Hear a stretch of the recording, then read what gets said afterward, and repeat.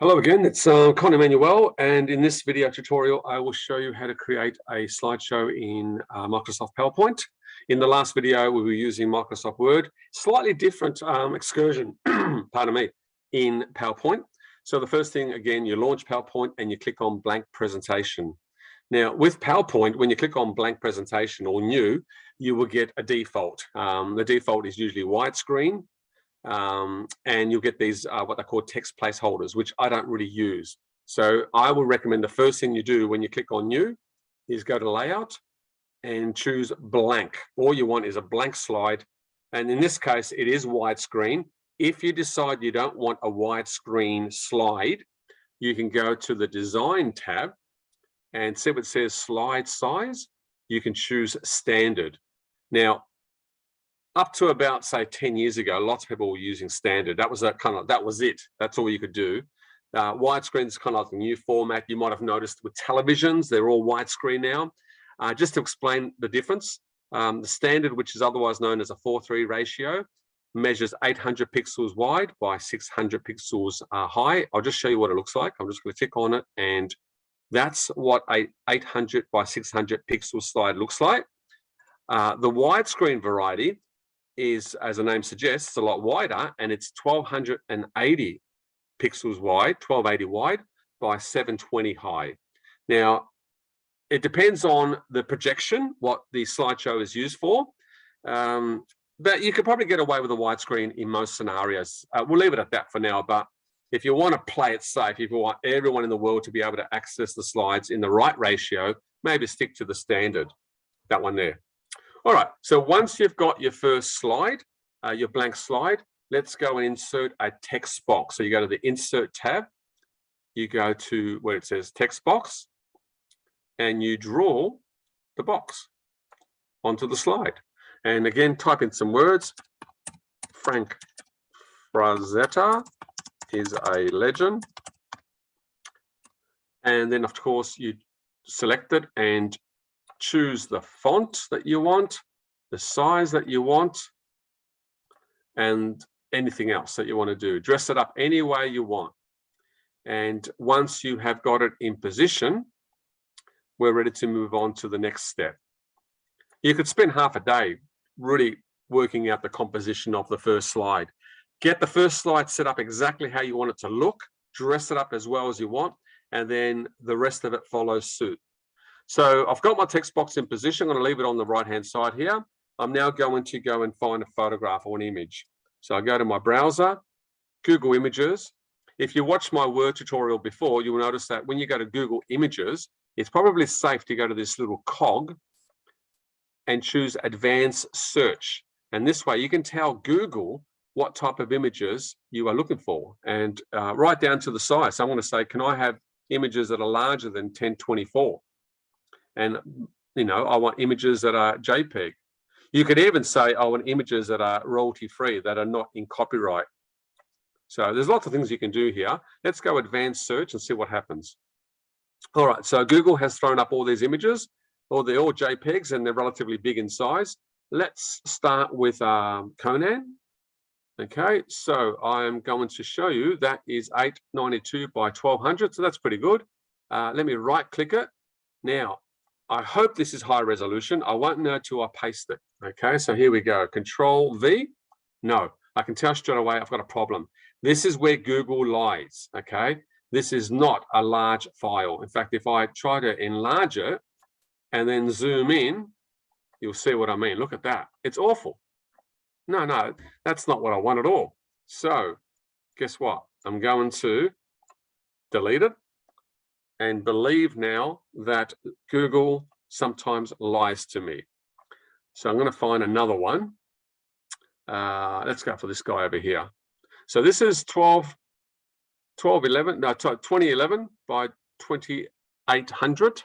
So I'm going to right click that one. Back to my PowerPoint slide, paste. And the fact that it's taking a while tells me it's high res, and I can prove that by zooming in. In fact, if I zoom in nice and close, you'll see it's pretty good quality. Yeah, that's great. That's what you want. Great. All right, so the next job is to position it and resize it. You know, you've got these handles, you can resize it. You can position it anywhere you want. If you can even crop it too. Like, you know, I'll show you where the cropping tool is in a second. You might decide that you want to crop the image. So you go to Format, and there's the cropping tool there. Not that you want to crop original artwork, because that's beside the point. But let's say you do want to crop it. You've got these little cropping tools, and then there's the new version, cropped, and then you can resize that as well, just by stretching it out. So that's how that works. All right, so now this is the fun part. I now am ready. I'm ready for the second slide. I could right click the first slide and just say, give me a brand new slide, a blank slide. And that's what I'll get, a blank slide. Or if I just undo that, Control Z, I can duplicate the first slide. And you're thinking, what's the advantage of that, Con? Well, the advantage is that you duplicate the format of the first one into the second one. So your text box is exactly the same as the first. The image, of course, you don't want that again, so you can just delete that. But imagine if you had a background, if you had other graphics on the slide, everything gets duplicated and everything's in exactly the same spot.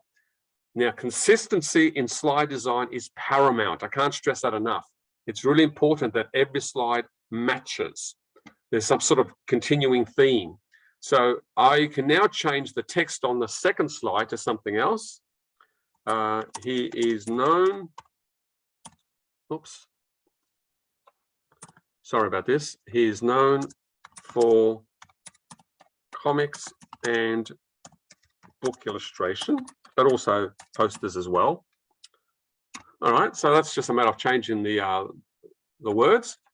And then, of course, I'm ready for my second image. So back to Google, and I'll just find another image, maybe this one here.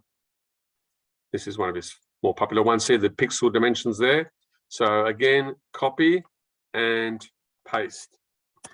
When you paste an image, if it doesn't land on the slide nice and big, chances are it is low quality. So, you know, always zoom in and eyeball it and just get a really good view of the resolution. What you see on your screen is what the audience will see. So if it's blurry to you, it'll be blurry to them. All right, now I'm not going to do 50 slides, but let's say, for instance, you spend half a week creating a beautiful slideshow, you know, maybe 20, 30, 40 slides deep. What happens next? Well, of course, you have to save as you go. Don't ever not save your work. So I'll just put that in the documents folder. And again, the convention for me is always put your name in at the start, what the file was about. So this is a Frazetta slideshow, and it's task number 1. You can always put the date as well, up to you. So you save it, and then you have a choice of, you can play it as it is, of course. You go to slideshow and it's ready to play. You know, essentially, this slideshow is finished. You can play that to an audience straight from PowerPoint, or you can save it and compress it. Now, let's talk about compression, because what happens is if you are bringing in images from Google, you know, maybe 50 images later, this file can become enormous in size. You know, you can end up with a file over 100 megabytes in size, which is basically useless. You can't transfer it easily. You can't send it by email. It's a shocker. So it's good to know about compression. And so with compression in PowerPoint, the way that works is you go to the Design tab. Is it Design? Hang on, let me just think. No, it's Format, sorry. You right-click the image, or select the image. You go to Format, that's right. And here is the Compression tab. So you have to right-click the image, bring up the Format menu, then click on Compression. And then, if you want to apply the compression to all the images, untick that box that says apply only to this picture. So make sure that's unticked. And then I usually choose this one here, 96 pixels per inch. Let's be honest, 96 will compress all the images and make the file size really small, but it won't affect the quality, the viewing quality of the image on the screen. So click OK, save again. And so now, as soon as you've done that compression, all the images in the slideshow have been compressed, much smaller than what you need. And so your 50 megabyte file becomes 1 or 2 megabytes in size. And if you want to save it as a PDF as well, you can go to the Acrobat tab. And even here under Preferences, you can tell it, I want the smallest PDF possible. See that? Smallest file. And of course, now when you save it and create it as a PDF, that's what you're going to get. The file name is already there. So click on Save. Yeah, I'll replace the one that's already there. No worries. And here comes my PDF. And I can view that as a PDF using full screen, the same way I did Microsoft Word. Great. But of course, with PowerPoint, you don't need to do that because you are in, let me just get out of here. You are in a slideshow making program anyway, so you can play it directly from slideshow, which you can't do in Microsoft Word. Anyway, I've rambled on long enough. Hope that makes sense. Let me know if you have any questions. But yeah, I will see you next time. Adios.